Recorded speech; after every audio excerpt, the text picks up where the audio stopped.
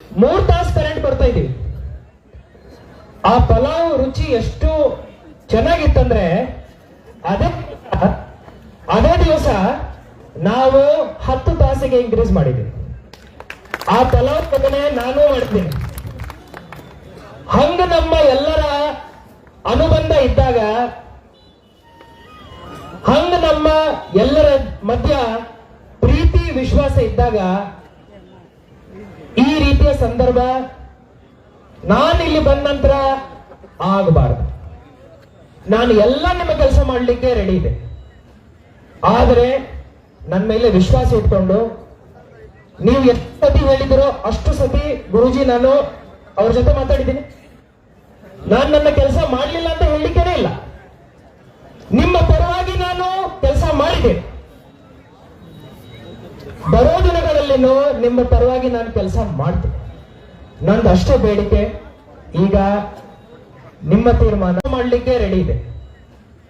ಆದರೆ ನನ್ನ ಮೇಲೆ ವಿಶ್ವಾಸ ಇಟ್ಕೊಂಡು ನೀವು ಎಷ್ಟು ಸತಿ ಹೇಳಿದಿರೋ ಅಷ್ಟು ಸತಿ ಗುರುಜಿ ನಾನು ಅವ್ರ ಜೊತೆ ಮಾತಾಡಿದ್ದೀನಿ. ನಾನು ನನ್ನ ಕೆಲಸ ಮಾಡಲಿಲ್ಲ ಅಂತ ಹೇಳಲಿಕ್ಕೇನೆ ಇಲ್ಲ. ನಿಮ್ಮ ಪರವಾಗಿ ನಾನು ಕೆಲಸ ಮಾಡಿದ್ದೇನೆ. ಬರೋ ದಿನಗಳಲ್ಲಿನೂ ನಿಮ್ಮ ಪರವಾಗಿ ನಾನು ಕೆಲಸ ಮಾಡ್ತೀನಿ. ನಂದು ಅಷ್ಟೇ ಬೇಡಿಕೆ. ಈಗ ನಿಮ್ಮ ತೀರ್ಮಾನ ನೀವು ತಗೊಳ್ಳಿ. ಇಲ್ಲೇ ಇರ್ಬೇಕಂದ್ರೆ ಇಲ್ಲೇ ಇರ್ತೀನಿ. ನನ್ನ ಗೌರವ ಮಾಡೋ ಅವಶ್ಯಕತೆ ಇಲ್ಲ. ನನ್ನನ್ನು ಗೌರವ ಮಾಡೋ ಅವಶ್ಯಕತೆ ಇಲ್ಲ. ನಾನು ಇಲ್ಲೇ ಇರ್ತೀನಿ. ಆದ್ರೆ ರಸ್ತೆ ಮೇಲೆ ರೈತ ಬಾಂಧವರು, ರೈತ ದೇವರು ಇಲ್ಲಿ ಇರಬಾರ್ದು. ಧನ್ಯವಾದಗಳು.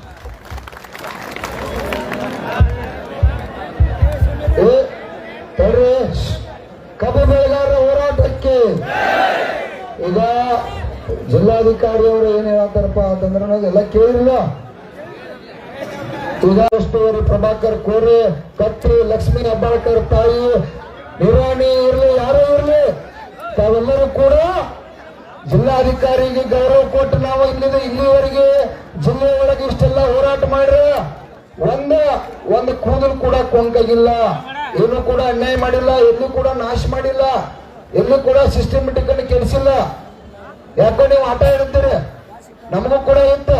ಅವ್ರಿಬ್ಬರ ಮೇಲೆ ಜವಾಬ್ದಾರಿ ಕೊಟ್ಟ ನಾವು ಬೆಲೆ ನಿಗದಿ ಆದ ನಂತರ ಕಾರ್ಖಾನೆ ಚಾಲೂ ಮಾಡಬೇಕು, ಅಲ್ಲಿವರೆಗೆ ಅವಕಾಶ ಕೊಡಬಹುದಾಗಿತ್ತು. ಯಾಕೋ ನಮ್ ಗುರುಗಳು ಅದನ್ನ ತೀರ್ಮಾನ ತಗೊಂಡ್ಬಿಟ್ರಿಲ್ಲ. ನಾವು ಇಲ್ಲೇ ಕೂಡ್ತು ಬ್ಯಾಡ್ರಿ, ಅವ್ರ ಕಾರ್ಖಾನೆ ಅವ್ರು ಸುಮಾರದವರು. ಯಾಕಂದ್ರ ನಾವು ಒಕ್ಕಟ್ಟಿದ್ದು ಅಂದ್ರೆ ಅದು ನಿಮ್ಗೆ ಶಕ್ತಿ ಆಗ್ತೈತಿ. ಇನ್ನು 2 ದಿವಸಕ್ಕೆ ನಮ್ ಕಬ್ಬಿಗೆ ಏನಾಗೋದಿಲ್ಲ. ಇನ್ನೊಂದ್ 2 ದಿವಸ ಹೋಗುವತ್ತಕ್ಕರೆ ನಮ್ದೇನ್ ಗುರಿ ಐತೆ ಅದನ್ನ ಮುಟ್ಟೆ ಹೋಗೋಣ ಅನ್ನೋಂತ ಪೂಜಾರಿ ಹೇಳ್ಯಾರ.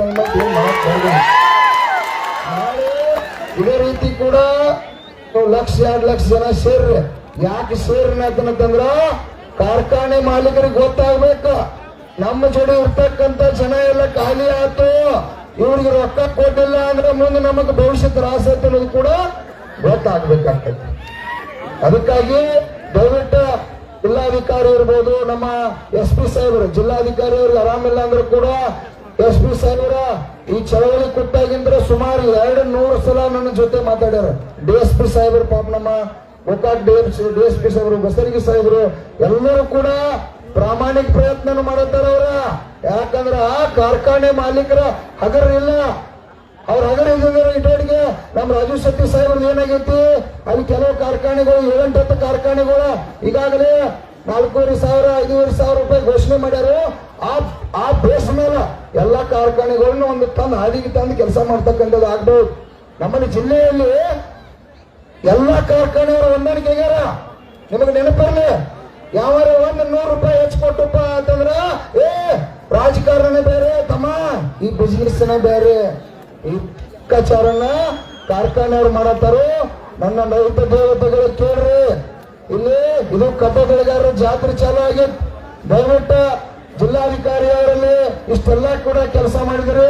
ನಿಮ್ಮಲ್ಲಿ ನಾನು ಕೈ ಮುಗಿದು ವಿನಂತಿ ಮಾಡ್ತೀನಿ. SP ಸಾಹೇಬರಲ್ಲಿ, ಎಲ್ಲ ಪೊಲೀಸ್ ಇಲಾಖೆಯಲ್ಲಿ ಇವತ್ತೊಂದು ದಿವಸಕ್ಕೆ ನಾವು ಸಾಯುದಿಲ್ಲ.